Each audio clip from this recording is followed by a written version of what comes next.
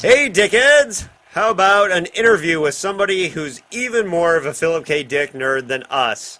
Yes, that's right. Evan Lampe is a writer, historian. He has written books, articles, and done podcasts on Philip K. Dick, so this is about as nerdy as it can get. We go into it for all the books that we've read so far on Dickheads. So please enjoy this interview with Evan Lampe.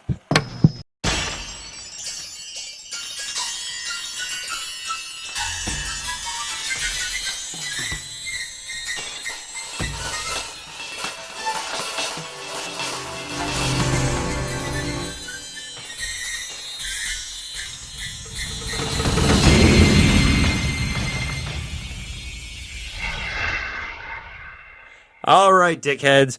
For our interview today, we have a special guest, fellow Dickhead, blogger and vlogger and author, who puts us to shame already on his dickheadedness.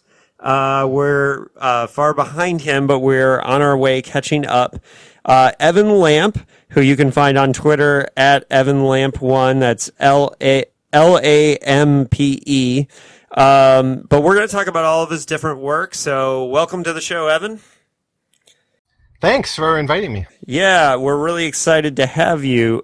So let's start with your history with Philip K. Dick. Like, how did you first discover the PKD, and what's your history with him? I guess it was when I was in Oregon for a couple years, and during graduate, I took like a break from graduate school for a while, following a girl around. Actually, she moved to Oregon, and I married her later on. Well, we both the two dickheads here in the room. We both met in Oregon, so we had that in common. Eugene, and I just found Dick's books at the library, and I can't really recall like that where I heard of him before. Of course, everyone knows Blade Runner. Everyone knew Blade Runner at the time. But I just started reading this stuff, and I kind of liked it. And I read pretty broadly, just picking stuff up. And I studied him fairly intensely for like 6 months or so. And I was really interested in like the more philosophical side of what Dick was writing about, kind of the Valis stuff. I was sort of into a lot of the drug stuff, the quirky weirdness of it I liked. I also liked a lot of the humor, but I was just kind of reading it casually. And and then I went back when I was teaching like a U.S. history course, and when I was started as a professor, because I'm a historian by training. What you always do when you first get those academic jobs is you assign way too much reading, because it's really easy for you, and you assume it'll be easy for the undergraduates, so you assign a lot of books and stuff. And when I was teaching U.S. history, the second semester of it, I assigned Ubik kind of as a 60s novel for them to read. And that's when I started thinking about Dick again a little bit more. And it's really when I started to do some blogging and because I had this American Writers blog, which is kind of like the draft of my podcast now. I was looking at Dick's novels there. That's when I got into the Library of America. And I kind of got a renewed interest in him because I was reading I was subscribing to the Library of America series, and I saw Dick showed up, so I started reading him again more systematically, and that's when I really discovered that I like Dick more as like a social theorist and an economic thinker, and I was more drawn to the issues of like labor and class and power, and I just found there wasn't that much deep analysis on those issues. Like urban geography, what Dick has to say about urban geography. So what year was this that you were in Oregon when you first kind of discovered him at the library? 2003, I guess. Mm-hmm. So were you a science fiction reader before you read PKD? Oh yeah, I was probably more casual. I mean, I was in the middle of graduate school, so I was just reading history basically. And it's kind of like throughout college, I didn't read that much fiction in general. I was just reading academic works. But, it's really later that I started to get more serious systematically and just trying to understand science fiction. But I was a casual reader for sure throughout high school and before that. But I didn't really come across Philip Dick earlier. I was Asimov, was Heinlein. That's the stuff I was reading. Mm-hmm. Yeah. High school. Yeah, we both grew up reading that stuff here too. So do you remember what was the first PKD novel that individually you read, or is that kind of lost to your memory? It's lost, but actually I have one of them here. This is a vintage. I remember it was these vintage books with kind of the ugly covers. Right. And Yeah. now they got better covers. The Mariner editions are much better made and stuff. But I remember the whole row of these. Certainly, I read like Scanner Darkly very early. Mm-hmm. Valis I read pretty early. Now Wait for Last Year. Those are some of the first ones I read. And so you said that, right? So you said that you were interested very early by Valis and some of the philosophical writings, but that's not really the thing that interests you as much anymore about PKD. But what about those philosophical ideas in the beginning were really the things that hooked you? I don't know. I think I just was. I don't know. It's really hard to reflect back on like where my mind was at the time, but that kind of reality shifting stuff and like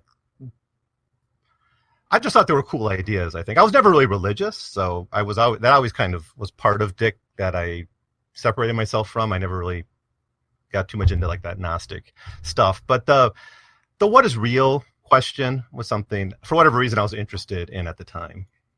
But thinking back, it's like that is not what interests me about Philip K. Dick anymore at all, really. Right. It's or what's real. Like I think, take a look. You've done Cosmic Puppets, right? Yeah, we just did Cosmic Puppets. Yeah. Yeah. So this experience you have when you come back to your hometown. Now, of course, that character remembers what the old town looks like. My experience is very different usually, where I don't remember what came before. I see the change and I take it for granted, but I know it's different, Mm-hmm. and I know something shifted. You know, a building's changed, a business goes out of business, something else moves into that slot or whatever.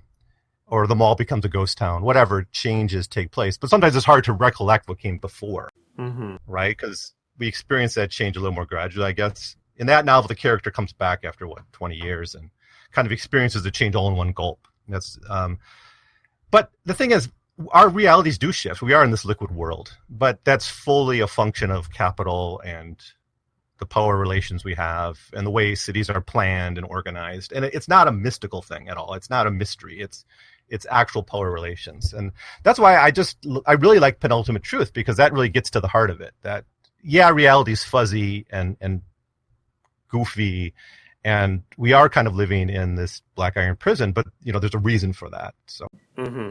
there's usually a power behind it that has a specific purpose for pursuing that. And that's the kind of questions that I find more interesting now. How Dick helps us interpret this liquid reality we live in. Okay, so before we get more into like the nitty gritty nerd out stuff, let's talk just like real physically. Like, what exactly are the different things that you've done in your in your Dickhead career? Oh. You have a book, you have a blog, and now a podcast. Let's run down through how which projects people can find your work in. Okay, well, the first writing I ever did on Philip Dick was an older blog, and that blog's long dead. Like the Philip K. Dick review is kind of dead too, but the first, it was called Neither Kings Nor Americans, which is a quote from Voltaire de Cleyre, an American anarchist. And that's the name of the blog. It's still up there, but I stopped uploading to it. And I was trying to basically read through the Library of America, that collection of American writing. And when I got to Dick, because I had read him before, instead of just doing the 3 volumes that they published, which was something like 15 novels, they said, let's do all novels. Let's do, as many I can get my hands on. So I ended up doing like 30 of the novels in a long series. And those are really short, 1,000-word or 1,500-word essays on each book, where I just kind of get to the main ideas. But what I realized when I was doing that was there were these common themes that I never used to think about when I read Dick in earlier times, like the city, or like monogamy in the family, or surveillance state. These were questions I never really thought about when I was reading him back in graduate school. So I started to actually make notes, make a list of these themes. And then that's really what led me to approach Wide Books, which is a small micro press you should all support. They they published a handful of works by Philip Dick. I don't know how active they are now, but I approached them with this idea of pulling this all together into a book. So that's what came next. And that's Philip K. Dick and the World We Live In, right? Yeah. Which is, so that's kind of themed on the whole, like, the economic structure in the cities and the different, takes that his work do sociologically, basically. Yeah, I can run down the themes of that. I think it's 10 chapters. So it's one theme is labor and automation, post-work, and that. So like Galactic Pod Healer is really a core text in that. The autofact stuff. And Dick's anxieties about automation and what is meaningful work. I guess that was the question there. Then I looked at the surveillance state. Then it was the family, which, especially in a lot of his short stories like Human Is or Beyond the Door, there's interesting stuff about the family. And of course, there's a lot of his own personal life pulled into interpretation of the family. And then it was like state power was a chapter. One chapter was on consumerism. One chapter was on, mental illness, right? Because, and one was on the frontier and one was on the city. And there might be one or two others I missed. So, but these were themes I didn't really see being explored as thoroughly as I think they can be. So partially I was trying to be provocative and to toss out some themes that I hoped other people would pick up. And then I was like, I added to what Dick was saying to some analysis and reflection on the things happening in our world. So that's where the title comes from. Mm-hmm. Now, I personally, I personally found your work when I was researching Second Variety for our episode about screamers and Second Variety, and I happened upon the Philip K. Dick review WordPress, and I think I did use some quotes too from your blog on The Man Who Japed as well. Yeah. And so I think it was those two back to back where I was like, well, okay, now I keep quoting this guy. I gotta know more about him. And then I reached out to you through email and saw that you had written this book. And then I was a little afraid to read the book because I was afraid it was going to prejudice my views. I mean, I've obviously read some of the later PKD, but for this podcast that we're doing is my first time reading a great majority of the earlier works. Mm-hmm. So, I didn't, I'm loving your essays when I read them right after having read the book. Mm-hmm. But I'm really afraid to read, for example, like, Galactic Pod Healer, for example, is one I have no experience with. And so I want to go into it cold. And, but what I think is really great about some of your writings with the books, and I'm going to look at specifically The Man Who Japed for a second, because we've already done that episode, is that the themes of society in your essays about the book show your level as a historian, that there's a really great overview of The Man Who Japed and the political ideas that Dick is getting at in that book, which on the surface can seem comical, but there's some really serious there's some real serious sociology in The Man Who Japed, is what I'm saying. And I really like your historical angles to that. I don't know if you have anything to say about the man. Yeah, I sometimes thought about this, because I actually don't have, from an academic sense, I don't have any business doing all this stuff. It's a distraction from my historical research, first of all. So, I've actually been lectured by, colleagues from time to time that you got to get I have written a book of history called On the Pacific Sea Otter Fur Trade and the China Trade. But I got other projects in mind, and I got a project on Lovecraft and Atlantic history I'm trying to write. But I keep getting distracted by these other things, and so I shouldn't be spending my time podcasting, I guess, or blogging. But the question I sometimes think about is, would I think about these things the way I do if I wasn't trained as a historian? And I don't really know if I have a clear answer to that. But some things, like the way I think about frontier, Did you read my essay or listen to my episode on the frontier? No, not yet. It's in that PKD review, and I basically just read the thing for the podcast episode on his Dick's view of history. Mm-hmm. And especially early on in the works you've already covered, he's got this very strong frontier view, right? I think all of them, except maybe Cosmic Puppets, have the frontier very forefront of those novels. Well, and they're also, every single one ends with somebody wanting to go off to a colony as well. It's funny because it's like, it drives our co-host Anthony crazy. He's like, every single one ends with somebody like, like, oh, we're going to charge off to the colony. And this is a very American thing, though. That's why I think, because I've read these historians writing about the frontier, and I've read William Jackson Turner, and these, because he was a early 20th century historian who thought the frontier was what made America. Right. Well, you know what? You know what I think is kind of interesting is the difference between how we come at PKD and what you do is that we all three come at it from storyteller perspective, right? Because we're all three fiction writers, and so we immediately look at everything through a lens of structure, character, story.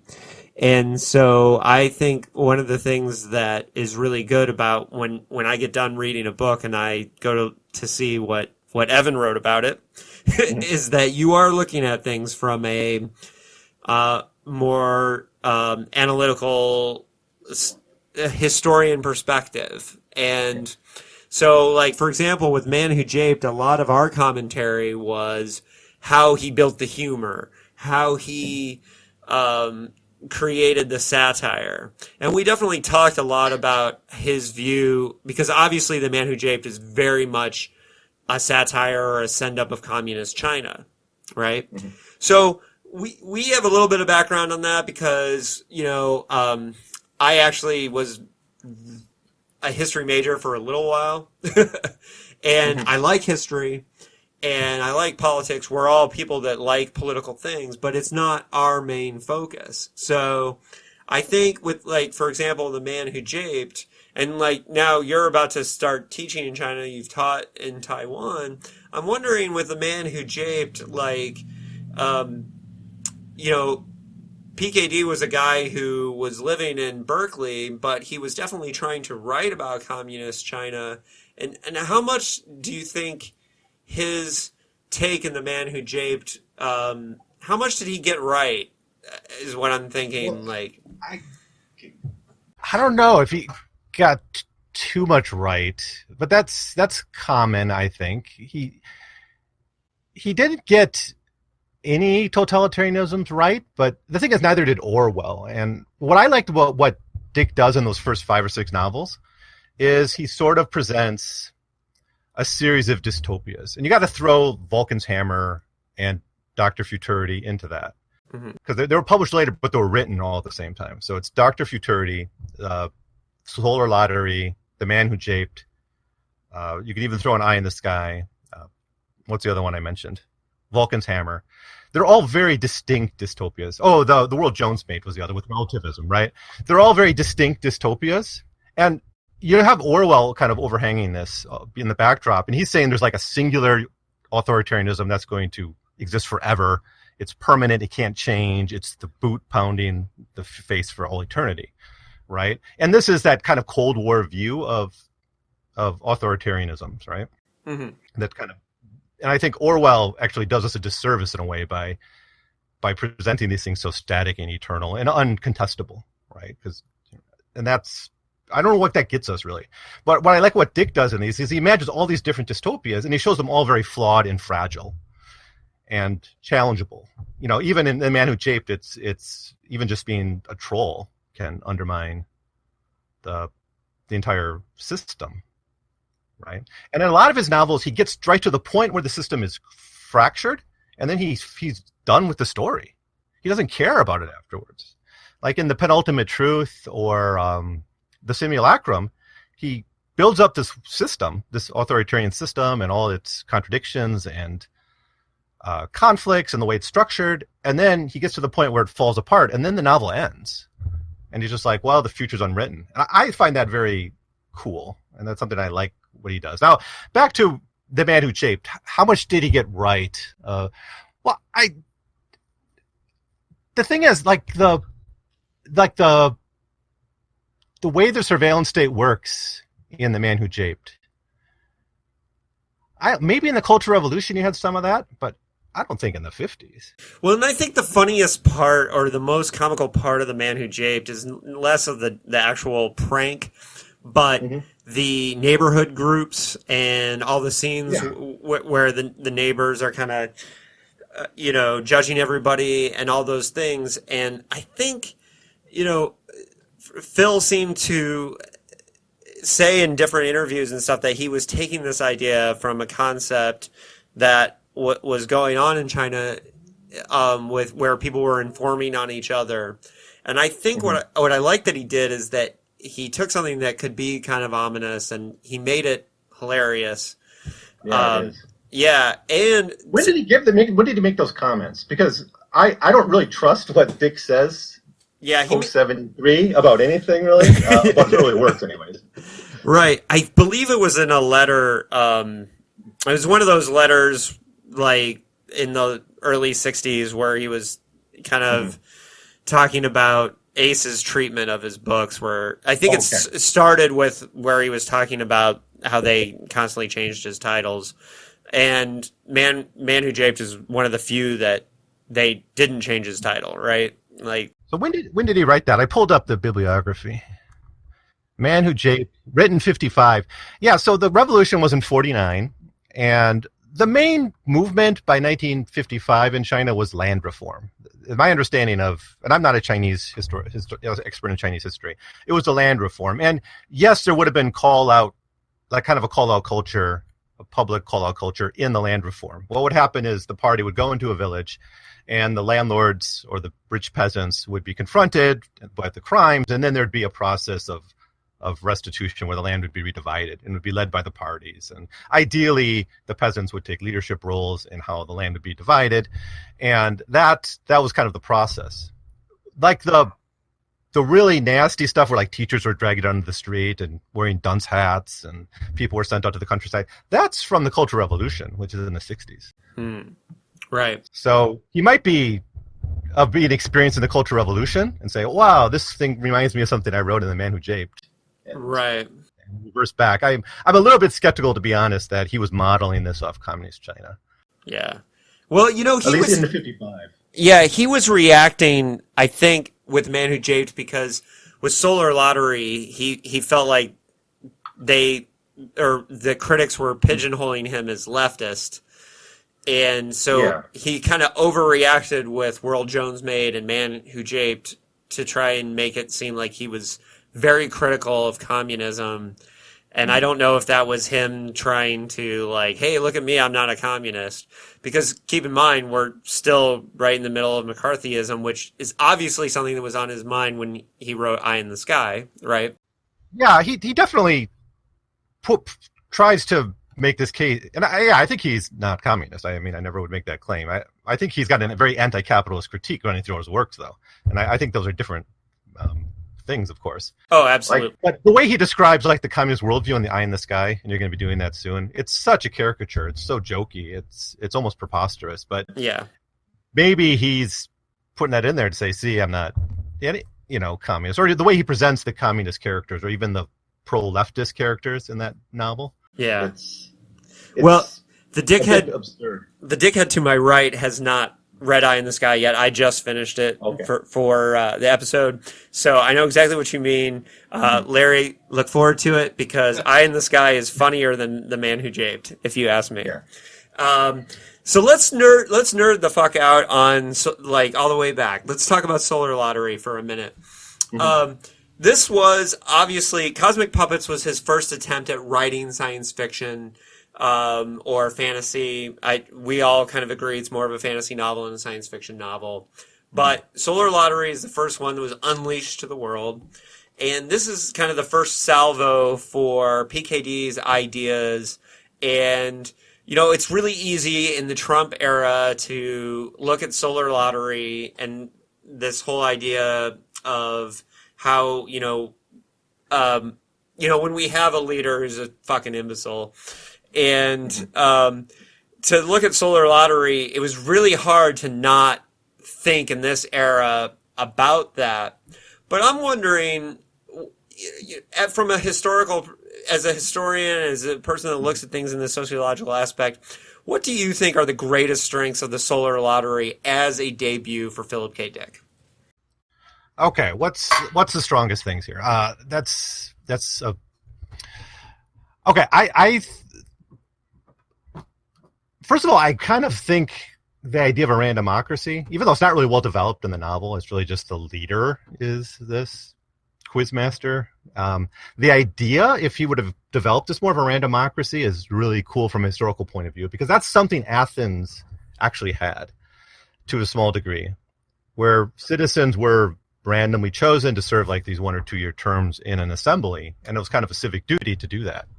And I think that if we could implement something like that, that could make we could make the House of Representatives, for instance, a randomocracy. It'd be more representative of the people, and maybe a more better functioning body than something that's chosen, by elections, where of course money is involved in all that.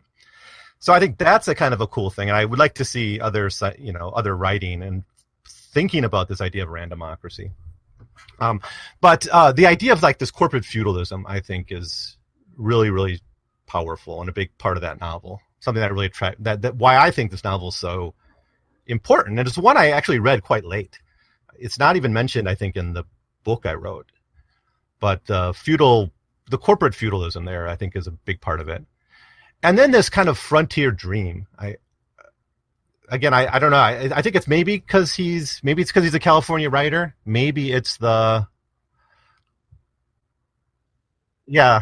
fine. Maybe it's coming at it from a California writer. Maybe it's the influence of like the Western and the kind of the American culture of the time, which was aggrandizing the frontier. The role that it plays as this kind of subplot here of this searching for the 10th planet, I think it's really well done and interesting. And then I think again, I don't know if he's responding to Orwell, but the idea of a flawed system that can be challenged and can be hacked and can be worked around, I think is interesting and important. I like my science fiction a little more optimistic, I guess. Yeah, and I found that in the Solar Lottery, and then I think the overall zaniness of it, like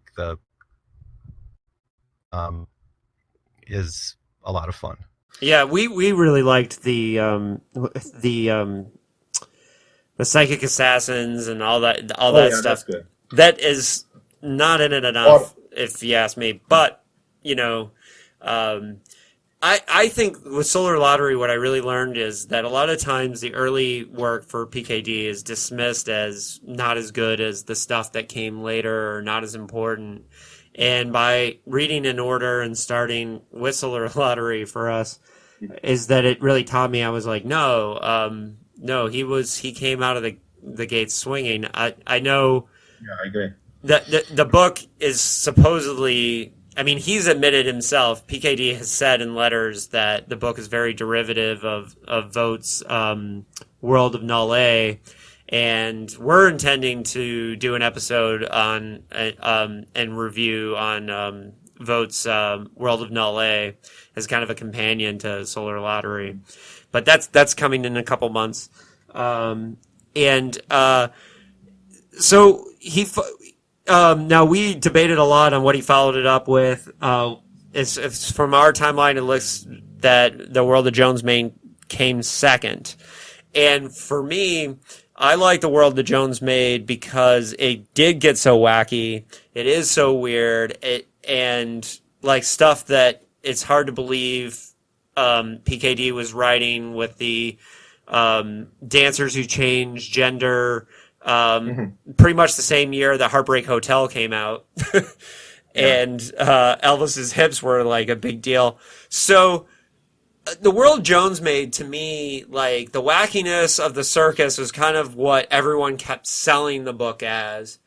But the kind of the the precogs and all that stuff that come with it, there are deeper sociological issues. And what we kept finding was that with World Jones Made, that the more we talked about the book, the better we liked it.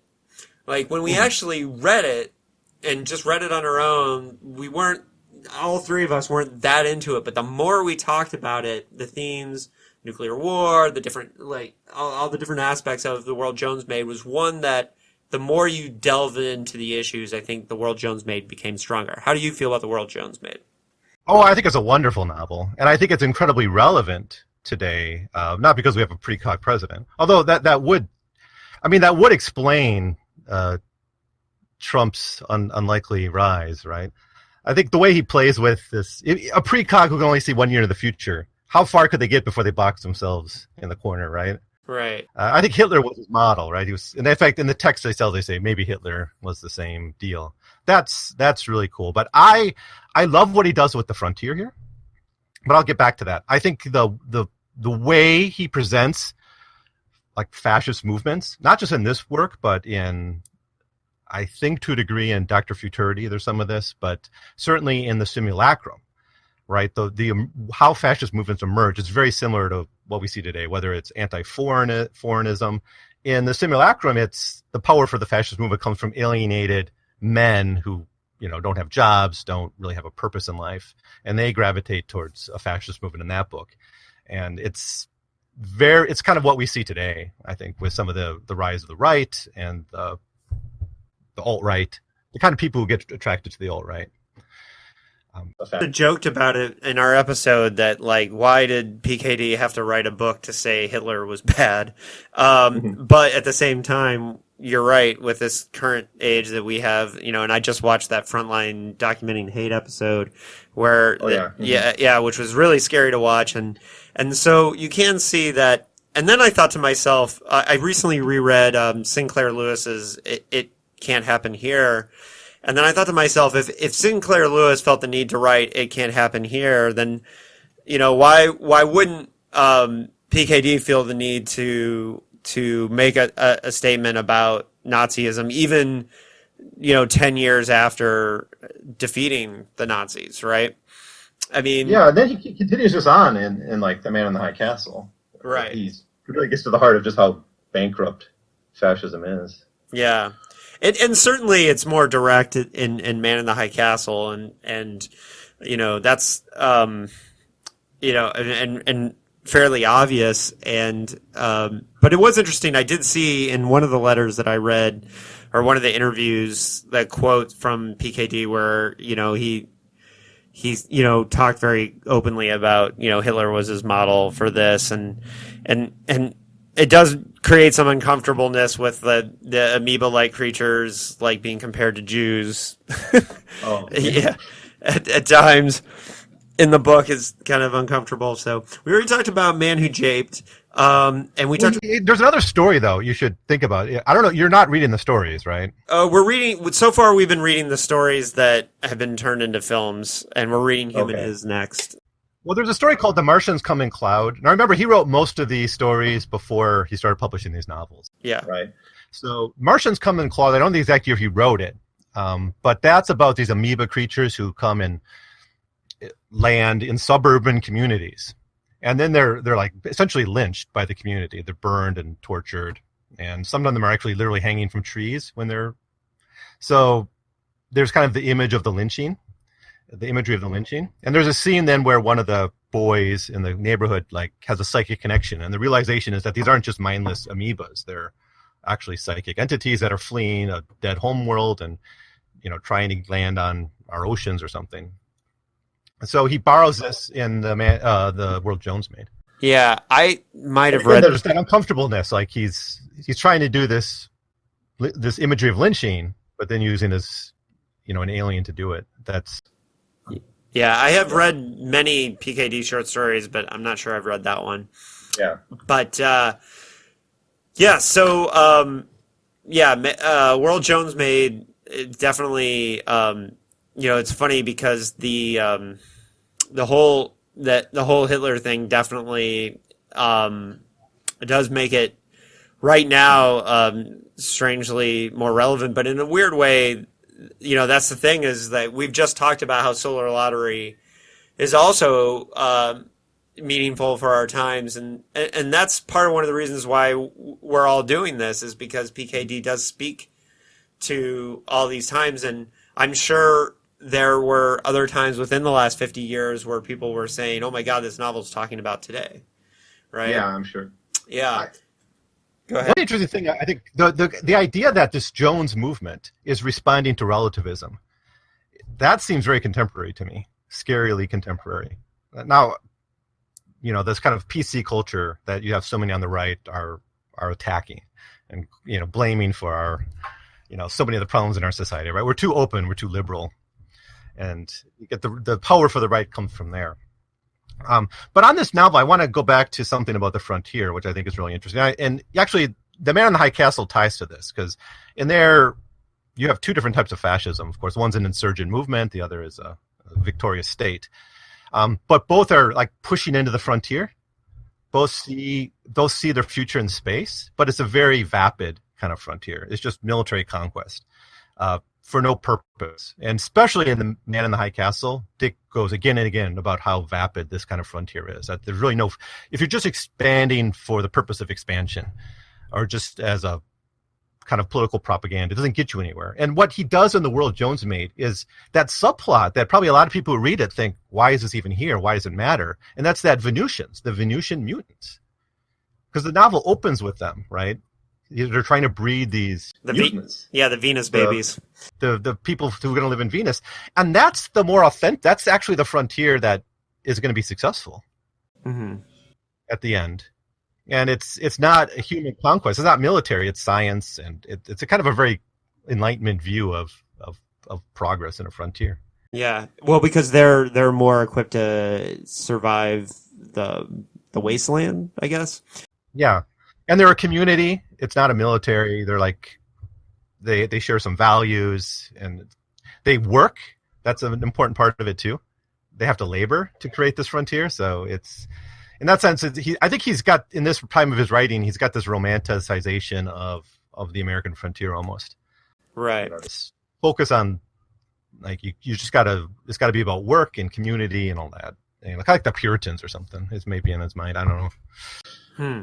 Well, okay, so for our listeners that have been with us, we've also done the Cosmic Puppets, and Cosmic Puppets was the first one that we had consensus on, that none of us really liked it. We appreciated things about it, and it's funny because I got talked down because I liked it more when I first read it, and then the more we talked about it, the more problems I admitted the book had. And a lot of it we discovered that, according to PKD, there was a version of this novel when it was called Glass of Darkness that was twice as long. Yeah, that probably would have helped it, maybe. Yeah, well, we couldn't decide if that would help or hurt it. We debated that a little bit. But one thing that's interesting is we just recently discovered that Dick's papers are very close to us at the University of Fullerton. So we're gonna attempt in the near future to visit his papers and see if there is in his archive a copy of the 80,000 word version of, and I'm assuming in order to get it into Satellite Science Fiction, which is a magazine, that's why he originally cut it down.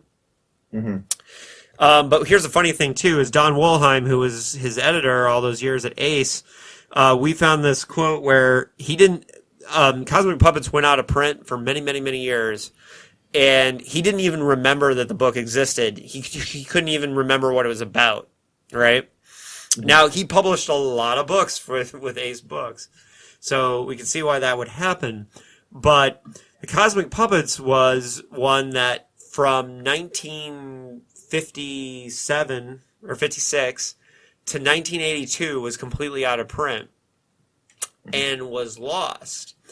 What do you think is the importance of, for you, the importance of Cosmic Puppets as a book that was clearly less important, kind of originally in the canon of PKD, and what makes it such an important book now for everyone to go back and read? Why should everyone be reading the Cosmic Puppets? It's one that was out of print for so long. Okay, I think everyone should be reading the Cosmic Puppets for really one thing, and that's to think about urban geography and think about our cities and think about democracy in our cities and like who controls the development. Now it's a small town, of course, so maybe I'm stretching a bit too much, and maybe I agree with you, it's not a very good novel, and there's cringeworthy moments in here, like with the young woman, yes, young girls getting naked and putting some weird mud on them and stuff. So yeah, I don't know how that stuff would be received now. We handled that in our episode. We talked a lot about how uncomfortable that made us. So yeah, I do a little bit of that in my podcast episode. I think I had 4 parts or 5 parts on it. Plus, I have a YouTube video on it. So what you have here is you have one character who wants to restore the old. He's nostalgia. He's got nostalgia. So he's. We have that today. A lot of people, the new Star Wars, that's horrible, right? Keep it like the old way. Yeah. That critique, right? That very superficial critique of the new Star Wars films, saying that's not like what I grew up with. And the main character is that kind of person. And the drunk guy, these are people who want to restore the old, and they just are resisting any change. Now, ignore the gods, take the gods out of it and all that, right? You have one group of characters who want to bring back the old because that's all they're comfortable with and that's all they're ever going to be comfortable with. Then you have another group, and these, I guess, are the gods who can transform the city at their whim, right? And I guess that's our urban planners, that's our mayors, our city governments, the developers who do that. I live in a city in Taipei where whole neighborhoods go tore down to build stadiums, to build all the old neighborhoods are ripped apart, and to build these high apartments that no one can live in. It's constantly being gentrified. And that's always done around democracy. It seems it's not a very democratic way it's done. It's always the drive of capital makes those decisions for us. And so I think it's not a debate about whether we let the gods rule our cities or we go back and just not have anything to change, but really we need a third Millgate. In my YouTube video on this, I talk about the need for a third Millgate, an option in which the people actually can creatively control the destiny of their city. What people like Matt Harvey, a geographer, has called like the right to the city. He's actually getting that from this other guy, Lefebvre, I think his name is, who like 60 years ago wrote about the right to a city, right? And about getting citizens that the power to control the destiny of the communities they live in. And so that's, I think, and I don't know how much of that Dick was thinking about, but, that's what I'm taking out of it. Yeah. Well, the Cosmic Puppets, I think, there are a lot of really, I think it's interesting because it was so early in his writing, but I think there's a lot of really great prose too in Cosmic Puppets, like here and there, and things like, I really loved how the Wanderers were introduced and some of those ideas. And like I said earlier, like we come at it from a storytelling perspective much more than so from that perspective, I think that's one of the reasons why we were not big fans of the Cosmic Puppets, because I think for us, it was kind of a storytelling mess, in a lot of ways, but nonetheless, like, we're enjoying the process of reading everything from the beginning because, we're getting to see this development of Philip K. Dick. And I know, speaking for myself, my first novel that was released was the 4th one that I wrote. Same, as Dick. So when people are talking about my progression as a writer, I had an interesting moment where when my novel came out that was the first one that I ever wrote, I read a review where they were saying, well, look at the progression he's made as a writer. And I had written the first one long after. And I think it's really easy to do that with Dick in this era because there's such a jumbled mess of when he wrote everything and where he wrote everything. And I think for us, the Cosmic Puppets just, it's weird because I think that maybe he had his growth, and, I felt so much more confident reading The Solar Lottery that I was in the hands of somebody who was coming together, for example. And that was his first release novel. Whereas, like, Cosmic Puppets, it just didn't work in that way. But, so we're going to wrap up here soon, but I'm going to make an executive decision. You can edit this out. Larry, do you mind if we talk about Eye in the Sky? Because I'm not sure if this episode is going to come out till after we do Eye in the Sky. Yeah, sure. Go for it. So I'm going to apologize to Larry personally. Because I don't care. You haven't read it yet. Okay. Yeah. So Eye in the Sky. Let's talk about Eye in the Sky, and then we'll be done. Eye in the Sky, to me, was a giant leap in reading it in order. Even though there's a lot of problematic language in Eye in the Sky. But storytelling-wise, yes, it's very similar to, people I'm sure will now, in retrospect, compare it to Inception, even though obviously it was decades before Inception. This concept of a kind of a dream inside of a dream inside of a dream. And everything's happening in this split second where these people are at the bottom of the Bevatron, right? Yeah. But here he's taking like a very science fictional idea with a particle collider, and with a little wackadoo science, he's gonna take this giant jab at communism and McCarthyism and America. And this is, to me, the most starkly political novel that he's done so far, but it's hilarious. And it is. Yeah. It's truly funnier than The Man Who Japed, which I know kind of gets thrown around as a comedy. But do you think that this book is one that people should look at for kind of a historical reaction to the 50s? Is this much more of a 50s novel than the other ones that we've read? Oh, I think it's definitely responding to McCarthyism directly in that sense, and the Cold War environment, and the idea that I think the powerful element in this novel is we really don't understand each other, and we never really, like, the surface reality, what we see, whether it's on the television or just in our own perceptions, or even when we sit down and talk with someone, is not the reality, right? And this extends even into maybe like your spouse, right, into the bedroom. Like, do we know the person, that I'm spending my life with? And we can't really know until we get into their heads, right? And to extend that to the Cold War environment, and I think historians have essentially proven this, that the Cold War views of the Soviet Union were distortions, right? The way most people think about Stalinism is not how life was actually lived in Stalin's Russia. And since the Soviet archives have been open, we know a lot more about that. I think in that sense, I like it. I think Dick is also here playing with like the shifting reality thing, and he's doing it in different novels.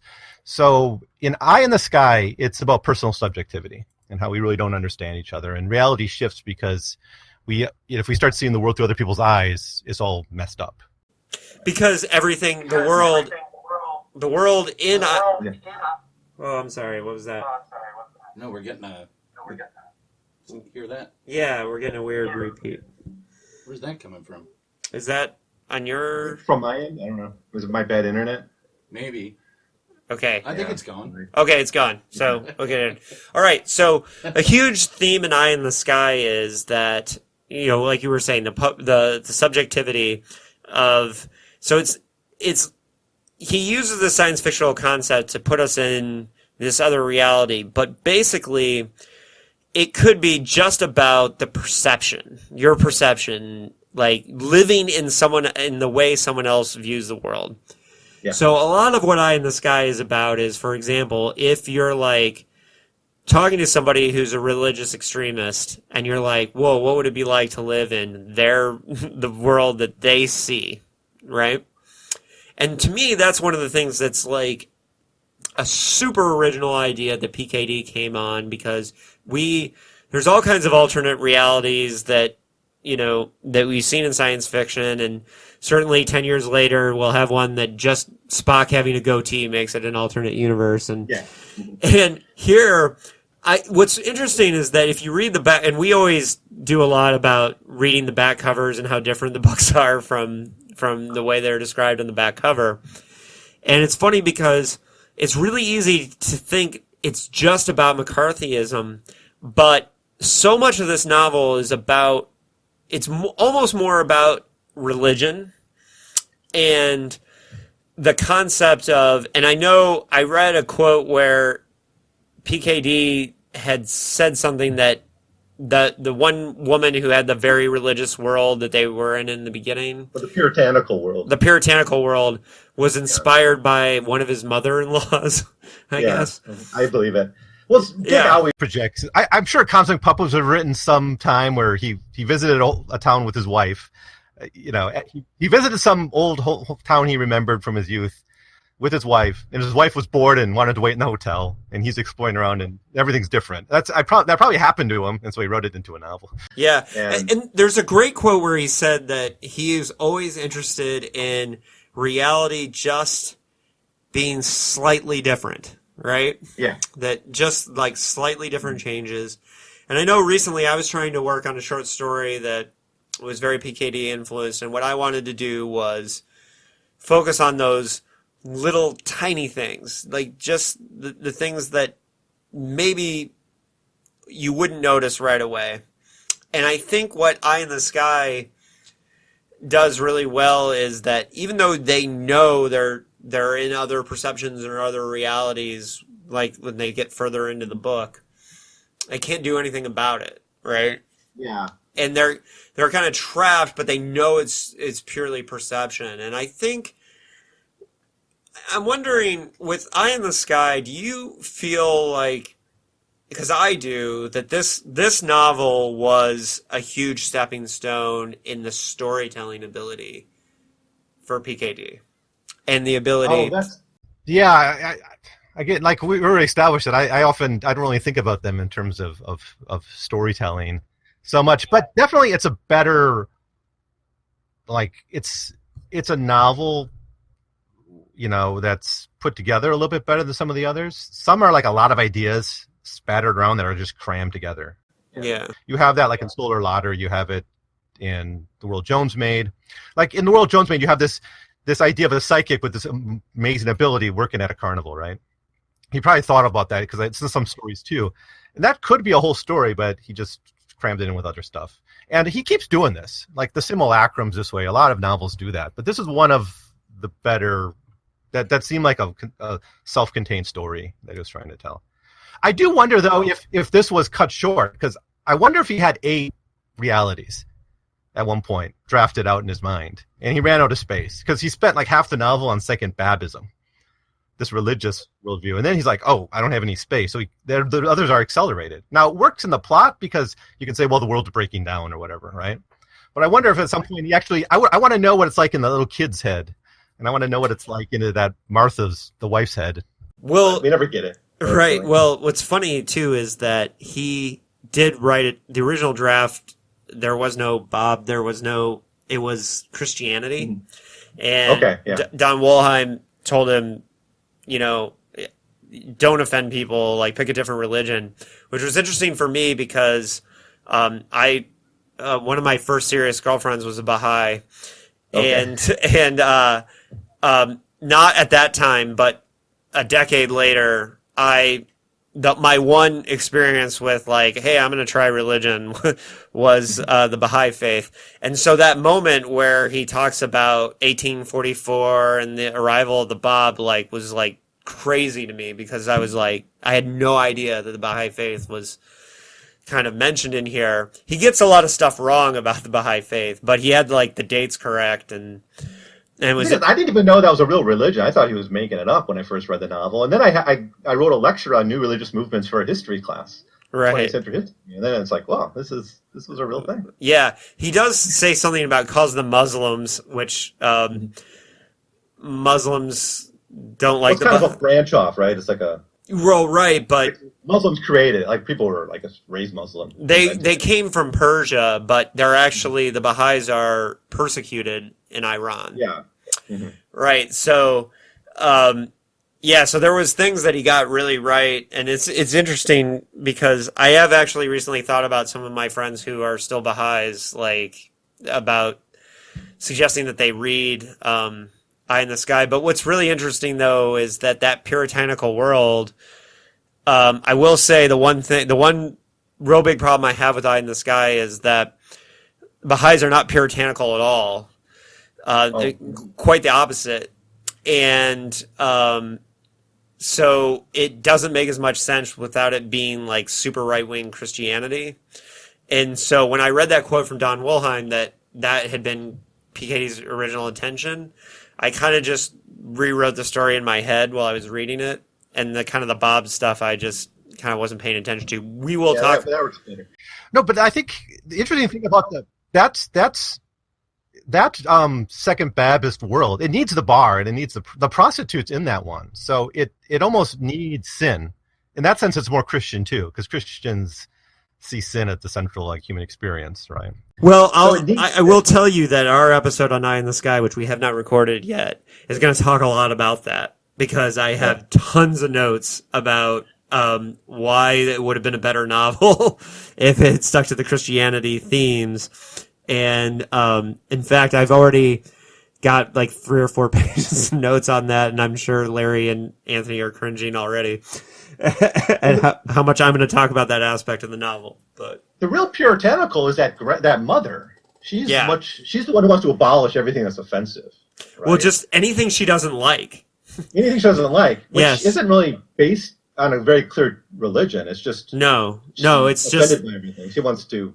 So she doesn't I view like Puritanism as basically a type of fear of anything that makes one uncomfortable. I think is interesting. Yeah, she doesn't. She wants to like if she doesn't like certain kinds of light bulbs, like they don't exist anymore in this world. And I thought that was really interesting because I saw a lot of similarities in that character actually. How do I say this sensitively? My wife would be very much like that. If she could snap her fingers and get rid of like a lot of things in the world, like, and it's funny because I read she's a PKD fan too. And she hadn't read Eye in the Sky, but there were a lot of parts with that character where I was showing her parts with that character and saying, and she was like, yes, I feel for that woman. And so it's kind of funny, but yeah, I love Eye in the Sky. So Evan, it was great talking to you. We're going to have to get you back every couple episodes to catch up on even when it's harder with your timing in China, we'll just have to figure it out. Well, I'll be fine. I'll be up late. Well, I did episodes with that SF Audio, another good podcast, and they were always doing it like Sunday mornings. So I just had to like be up Saturday night to late, this time period might be tough in China, but we'll work something out. We'll work something out, but I really, because I know we're ending out the year with Man in the High Castle, with just the way our schedule worked out. But we're doing the movies too, and we're gonna do Human Is next, and so that's one we're really looking forward to, and some of the stories. But so closing thoughts for our Dickheads listeners. What stuff should they check out? Where should they find your work, and how do they tie to you? So my podcast is actually called American Writers, 100 Pages at a Time. It's on Podbean. You can also find it on iTunes. And that's actually a podcast where I'm reading the Library of America 100 pages at a time. So some novels I'll do several episodes on. And then within that, because I don't want to pay for another website, I don't want to pay another Podbean more money, I started doing the Philip K. Dick Book Club as part of that. So if you go to that website, you go to that podcast, you'll find the Philip K. Dick Book Club. So you could ignore the other stuff if you want, although I think that's great. That's good stuff too. I just finished a series on Willa Cather, and I'm starting one on Theodore Dreiser. But within that, I got the PKD Book Club, which I look at every single work in order of publication. Yeah, well, the New American Library just did a Richard Matheson short story collection. I got it. It was really good. Oh, really? So yeah. I mean, they are, I think, getting to genre and doing. Library of America or New American? Oh, New American Library. Sorry. Yeah, I'm talking about Library of America, but they're also doing good on getting genre stuff. They did a Lovecraft volume. They've done the Dick volumes. They're doing Ursula Le Guin now and others. So Library of America has been very good on that. Yeah. So there's that. You can check out the book Philip K. Dick and the World We Live In. It's available through Wide Books or on Amazon. And that's probably it. The Philip K. Dick review is up. I'm not adding to it at all, but that has all the short stories. Well, I'm glad that it's up because I've been using it. Yeah, it's one reason I switched to audio into YouTube videos is like I went back and looked at them and there's like too many typos. So I'm really lazy. I need an editor. So I'm also too lazy to go back and just fix it. So you don't make typos when you're speaking. So there's that, and yeah, that's. I say I also have a YouTube channel just under my name, Evan Lampe, but no one watches that. Oh, I do, and I have subscribed. And so when our listeners go, if you haven't already subscribed to Dickheads podcast on YouTube, you can subscribe to Evan and to Dickheads. But we really appreciate your time and your insight. It's awesome because you have such a different perspective in how you read PKD. And I do think it's cool that you're coming at it from the more political, social, that kind of thing. We're doing it from the storytelling thing. I think it's neat synergy, and I really appreciate it. So, hey, keep us in mind, and please tell your fellow dickheads that we're out here. We are just starting, so we're new to this, and we appreciate the listens. So thank you, Evan, for your time. Yeah, thanks for having me.